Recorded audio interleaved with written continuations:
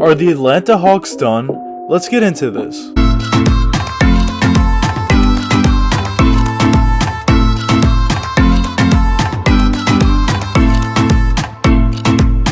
After beating the New York Knicks 4-1 in the first round of the playoffs, the Atlanta Hawks obviously were in a little bit of a tougher matchup against the Sixers, and we've seen that so far in the series. In Game 1, the Atlanta Hawks surprised so many people in the NBA, and especially the Philadelphia 76ers, and Trae Young and especially Bogdanovic completely went off in Game 1, and were the main reasons why they took that huge lead in that Game 1 and ended up winning that Game 1. And after that point, a lot of people were thinking maybe this Atlanta Hawks team actually could win this series, even though the Sixers were huge, heavy favorites before that game. All season, we've seen that this Atlanta Hawks team are so efficient and so effective on the offensive end, and we especially saw that in Game 1. The way their offense works is they give the ball to Trae Young, and he runs a pick and roll with Clint Capella, or he just blows by his man because he's very quick and has great handles for his size, and he just puts up that floater, or if he runs a pick and roll with Clint Capella, he can throw up that lob or put up that floater, so it makes it very difficult for that defender to know what's coming. Because the thing about Trae Young with his floater, he doesn't even know he's going to put it up before he actually puts it up. He doesn't premeditate it and make it obvious, which makes it super effective, and it's a huge reason why they beat the New York Knicks in the first round. He was just so effective at getting all the way to the basket and putting up that floater or throwing that lob. So that's obviously very difficult to guard, but let's just say you guard that perfectly and you stop both of those options. Trae Young also has great vision to kick out to one of his shooters outside, and the great thing about this Hawks team and what makes him so effective as well as that floater game with Trae Young is the fact that literally everybody on their team is a great three-point shooter, and if he kicks it out to one of those guys, especially if they're wide open, they're going to hit that. They're also very great three-point shooters that even if they're contested, they're going to hit that, especially Bogdanovic. He's been so great in these playoffs. But just all those things together make them so effective and so deadly. Ever since they moved up Nate McMillan to their head coach position, their defense has seen significant upgrades to it. Before that, prior to the fact, they were a great offensive team still, but they were struggling tremendously in the defensive end. But what Nate McMillan brought to them is defensive ability, and when you talk about that going into the playoffs, now you're a very deadly team. Nate has done such a great job with this Hawks team, and he's definitely going to get an extension in this offseason. But after that great Game 1 victory for the Atlanta Hawks, especially due to the fact that they were in Philadelphia, they kind of fell off a little bit, as we saw in Games 2 and 3. I made a video a few days ago on if after that Game 1 victory for the Atlanta Hawks, if they could actually take this series, and in that video I said I think the Sixers are going to win in 6 games, but I could definitely see the Atlanta Hawks winning because they were playing extremely well up to that point in the playoffs. But ever since then, the Philadelphia 76ers have somewhat found out what to do on the defensive end against this Hawks team because they're a very good defensive team as well. And now what the Hawks need to do is they just need to make an adjustment. In that video I mentioned I thought personally that the Sixers should put Ben Simmons and Matisse Thybulle on Trae Young to try to slow him down. And in these past 2 games we've seen that a lot more than we have in Game 1, and we saw the positive effects it had for the Sixers. So I think that was the real key for them, because when you put Ben Simmons especially, he's 6'10" guarding Trae Young, who's maybe 6'3". He's way bigger than him, so it's harder for Trae Young, of course, to score, because he's also very mobile. Ben Simmons, it can keep up with just about anybody. But now on top of that, what makes Trae Young so special in this league besides his scoring ability is his ability to pass from any angle basically, and the ability to make perfect passes to wide open guys in the shooting pocket to score easy buckets. But now when you put Ben Simmons on him, he has so much more length on him, makes it so much more difficult for him to get those passes off. And a lot of times Ben Simmons has been deflecting those passes, stopping those passes altogether. So I think putting Ben Simmons on him specifically was a great option for the Sixers, and I think we've seen that.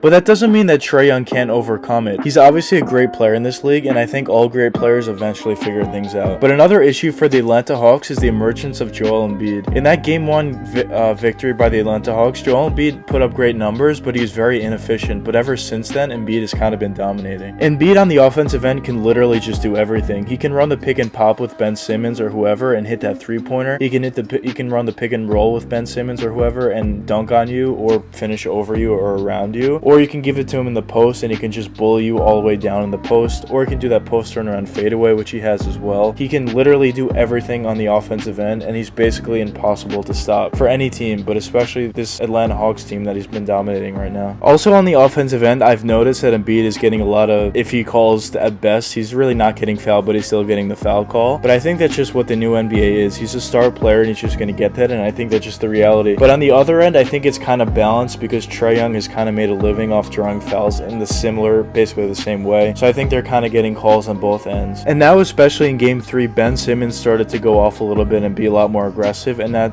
leads to a lot of chaos for the Atlanta Hawks. What the Sixers really did well in games 2 and game 3 is utilize their size over the Atlanta Hawks team, because obviously they're a great offensive team, but they don't have a lot of size the Hawks do, unlike the Sixers who have a lot of size in their team, and they really took advantage of it recently. It's just a clash of two completely different styles. When you talk about the Atlanta Hawks, you talk about them cutting into the paint and forcing the defense to double team Trae Young, and then he kicks out to one of his wide open shooters, and he just has shooters all around him. And then when you pan and talk about the Sixers, you talk about Embiid just dominating in the paint, or Ben Simmons driving all the way to the basket. They're more of a post-centric team, and the Hawks are more of a three-point shooting team. And after those two really good games for the Sixers, they're currently up 2-1 on the Hawks, and they're really in the driver's seat, and they look poised to win this series. What does that mean? The series is actually over? I don't personally think the series is over just yet, but I think it all depends on game 4. If the Sixers win game 4, the series is over. But the biggest key to win game 4 for the Atlanta Hawks is to make adjustments. We saw the Sixers make adjustments, and look how it turned out for them in games 2 and 3. Now, Doc Rivers is actually out coaching Nate McMillan, which you can't say that much about Doc Rivers. He struggles in the playoffs, but either way, he's definitely out coaching Nate McMillan right now. So for Nate McMillan, he has to make an adjustment. Find out how to get Trae Young open shots, get him to the basket, put up those floaters, do what he does best, kick out to wide open shooters, just create more space for Trae Young, and somehow try to get Ben Simmons off him with high screen and rolls, just to get Ben Simmons off him and get him onto an easier defender for Trae Young. You have to make adjustments going into game 4, because game 4 is crucial for the Hawks. And for the defensive end for the Atlanta Hawks, they have to find out a way to slow down Joel Embiid. Clint Capella is a great defender in this league, but you got to give him help. Joel Embiid is just dominating right now. And as he would dominate any player, literally any player in the league, Embiid will dominate. I'm not saying Clint Capella isn't a good defender. He's a great defender in this league, actually. You just need to send help his way and try to stop Joel Embiid, double, even triple team him, force him to kick out the ball to other guys and make them beat you, not Embiid. And that's something I think they did absolutely perfectly in that New York Knicks series against Julius Randle. Obviously, Embiid is significantly better than Julius Randle, but either way, Randle was the Knicks' best player, and they completely took him out of the game by sending double and triple teams at him and forcing someone else to beat them. So I think it's the same strategy with Joel Embiid and make someone else beat them. So the biggest thing is just the Hawks have to make adjustments for this game 4. If they make them, they have a shot to win. If they don't make them, they're going to lose game 4. We'll see what happens. The biggest key is just you have to try to slow down Joel Embiid on the defensive end, and on the offensive end, you just have to try to get Ben Simmons off Trae Young and get Trae Young a little more space, because he's a great player in this league, and I have no doubt he can score on basically anybody else on that team. He can also score on Ben Simmons. Ben Simmons just makes it so much harder on him. So if he can get Ben Simmons in foul trouble, though, that's some way to get him off of him, and that's something that they can do, and one of their adjustments they can make, try to get Ben Simmons in foul trouble. But to answer the question of this video, are the Atlanta Hawks done? I don't think they're done yet, but it all comes down to game 4. That's when we will know if they are done or not. But anyways, let me know what you guys think in the comments. Do you think the Hawks are done, or do you think the Hawks are not done yet? But anyways, I hope you guys enjoyed the video, and if you did enjoy, please leave a like and subscribe and hit that post notification bell. It really helps me out a lot. And until next time, peace out, guys.